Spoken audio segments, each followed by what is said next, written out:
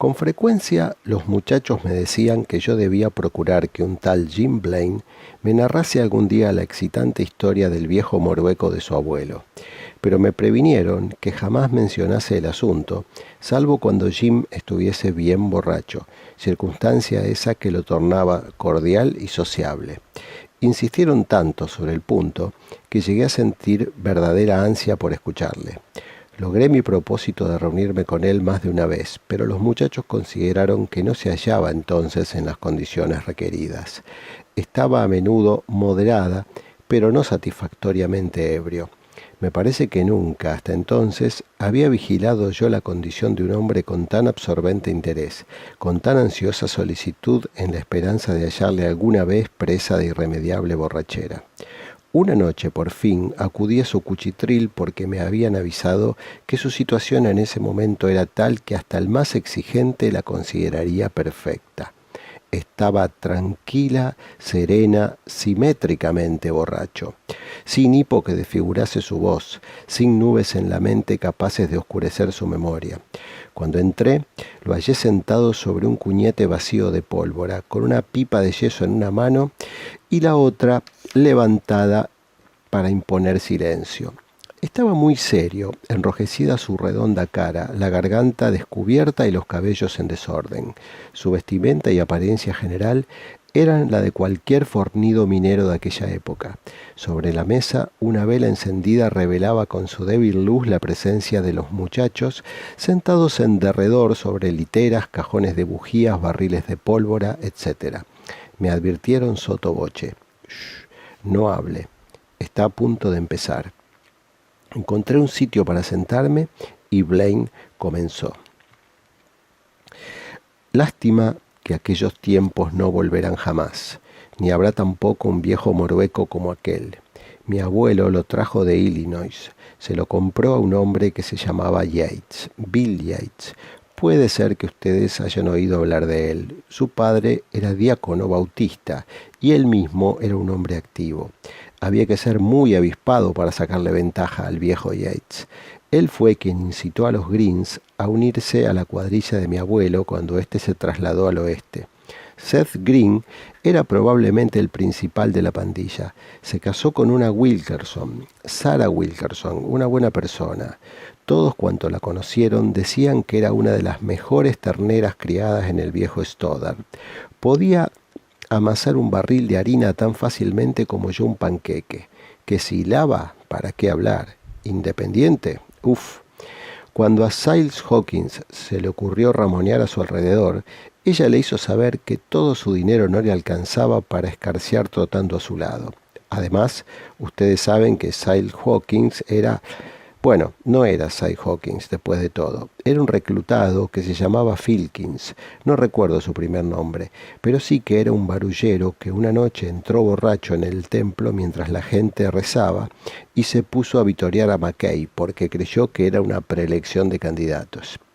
Y el diácono, el viejo Ferguson, lo arrojó por la ventana y fue a caer sobre la cabeza de la vieja señorita Jefferson. Pobre mujer. Esta señorita Jefferson era una buena persona, que tenía un ojo de vidrio y acostumbraba a prestárselo a la vieja señorita Wagner que no lo tenía y precisaba aquel ojo cuando recibía sus visitas. El ojo era un poco chico para ella, y cuando Miss Wagner se descuidaba, le daba vueltas dentro de la órbita y miraba unas veces hacia arriba, otras para el costado o hacia cualquier lado, mientras el otro ojo permanecía fijo mirando directamente para adelante como anteojo de larga vista. A la gente grande no le importaba el asunto, pero los chicos se asustaban y se echaban a llorar. La señorita Wagner ensayó asegurarlo con un poco de algodón, pero la cosa andaba peor, porque el algodón solía aflojarse y entonces sobresalía de la cuenca de una manera tan horrible que las otras criaturas no podían soportarlo. Además, el ojo se le caía a cada momento, y al alzar el párpado enfocando a los invitados con la órbita vacía, todo el mundo se sentía incómodo, aun cuando comprendían que ella no podía advertir el momento en que el ojo iba a saltar afuera, puesto que era ciega de ese lado. Cuando eso estaba a punto de suceder, alguno tenía que prevenirle. Señorita Wagner, querida, se le ha aflojado el ojo postizo. Y entonces Todos se quedaban inmóviles esperando que ella se lo colocase de nuevo. Por lo general, no acertaba la posición correcta en la primera tentativa, y la pobre mujer se ponía verde como un huevo de pájaro, porque era vergonzosa y se atolondraba delante de las visitas. Al fin y al cabo, no se notaba gran diferencia al colocar el ojo al revés, porque el ojo propio de la señorita Wagner era de color azul cielo y el de vidrio amarillento en la parte delantera. Así que de cualquier modo que lo acomodase, no se emparejaba nunca con el otro. La señorita Wagner era una fiera para pedir cosas prestadas. Generalmente cuando invitaba a sus amigas o se reunía en su casa al taller de damas de caridad, pedía prestada a la señorita Higgins su pata de palo para ir de un lado a otro, aunque era considerablemente más corta que su otra pierna. Pero ella decía que no podía soportar las muletas cuando recibía gente, porque habiendo tantas cosas que hacer era un estorbo y le impedían agacharse e incorporarse con prontitud. Era calva como un cántaro y salía a pedirle a la señora de Jacob su peluca. El marido de esta era un vendedor ambulante de ataúdes, viejo lechuzón que merodeaba cerca de las casas donde había enfermos graves, y cuando le parecía que el moribundo se acercaba a su fin, aquel viejo camandulero se colaba en la vecindad y pasaba todo el día sentado sobre un féretro que él calculaba sería de la medida del candidato. Si el cliente demoraba y las perspectivas eran inciertas, era capaz de llevar consigo provisiones y mantas para pasar las noches dentro del ataúd. En una oportunidad estuvo anclado así 3 semanas, en tiempo de frío y escarcha, delante de la casa del viejo Robbins, esperando que muriese. Después de eso, no le dirigió la palabra al viejo durante 2 años, debido a que éste le había fallado completamente. A Jacob se le congeló un pie en esa ocasión y perdió además lo que esperaba ganar en el negocio, porque Robbins mejoró y recuperó la salud. La vez siguiente en que Robbins se enfermó, Jacob quiso resarcirse. Barnizó aquel manoseado ataúd e hizo la misma maniobra, pero el viejo Robbins era demasiado listo para él. Lo hizo pasar y demostraba estar aparentemente en un estado de gran debilidad. Compró el cajón por $10, pero con la condición de que Jacob tendría que devolvérselos y darle además $25 si a Robbins no le gustaba el féretro después de haberlo probado. Entonces Robbins murió, pero durante su funeral hizo reventar la tapa del ataúd e incorporándose en su mortaja pidió al cura que suspendiese la ceremonia porque él no podía acomodarse en un ataúd como ese. Porque ustedes deben saber que en su juventud había pasado por un trance igual y lo habían dado entonces por muerto. Pensó que podía darle otro ataque semejante ahora y calculó que si el viaje era corto y despertaba a tiempo, embolsaría el dinero. En caso de fallarle el tiro, no perdería un centavo.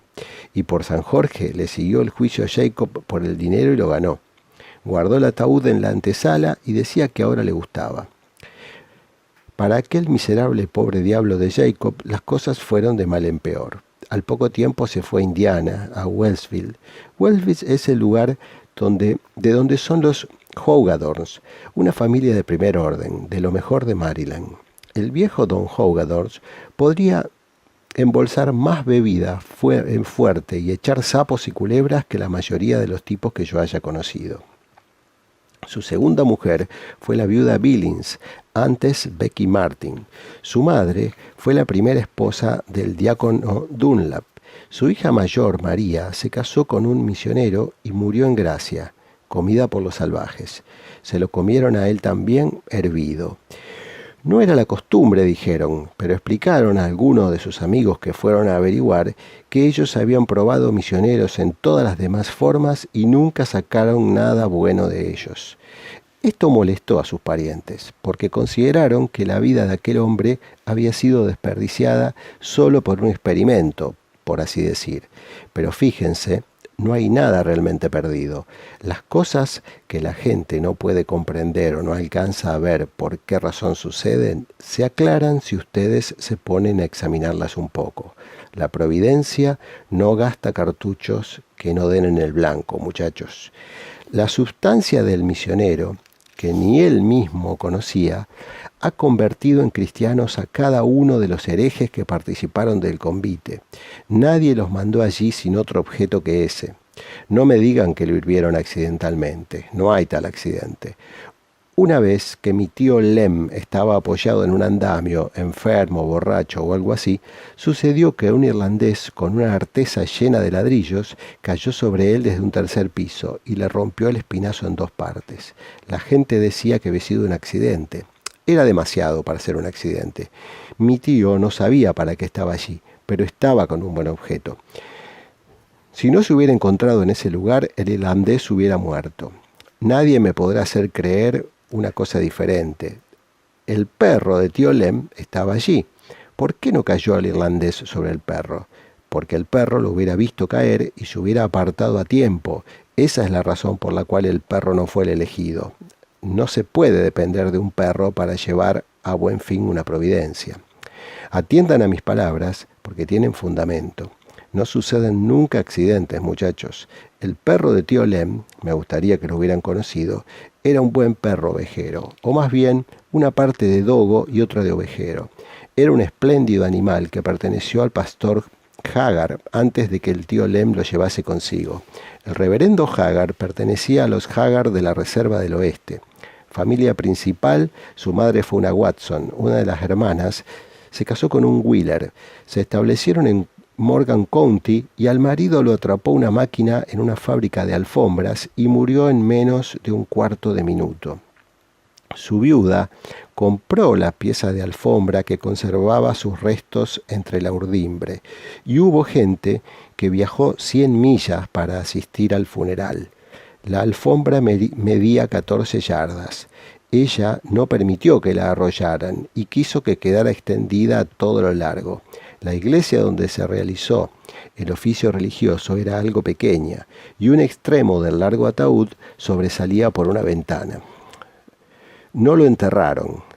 Plantaron uno de los extremos y lo dejaron así, levantado como un monumento. Sobre él clavaron una placa donde escribieron que decía: consagrado a la memoria de 14 yardas de alfombra de 3 capas conteniendo todo lo que es mortal de William